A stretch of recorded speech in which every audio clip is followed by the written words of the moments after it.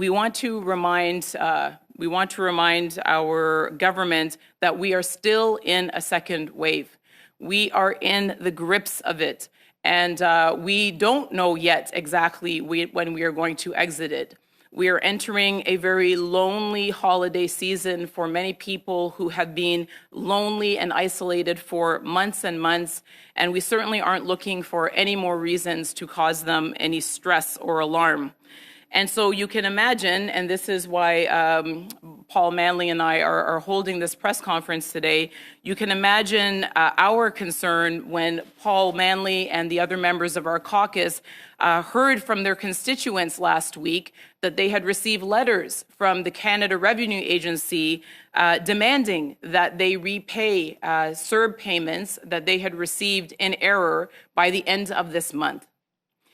Now, we all know that in the early days of the pandemic, the decision was made across party lines, and rightly so, that the Canadian Emergency Response Benefit should be available quickly. It should be available quickly, and we should make sure that people do not fall through the cracks and that they had the help they needed as quickly as possible. Et ça, c'était absolument le bon chemin. Parce que si nous avons tardé, il y aurait beaucoup de personnes ici au Canada sans le relief nécessaire, sans l'argent pour payer pour leurs besoins urgents. But when we did that, we knew that there were going to be some inaccuracies. We understood that there were going to be people applying in good faith for benefits that maybe perhaps were not ultimately intended to receive those benefits. And so to send them a notice in December, just as we're entering the holiday season, and while we're in a second wave, demanding payment within a month to people who may end up having payments of up to $14,000 is simply not in the spirit of this moment. We need to see people through all the way through, and we are not through this yet.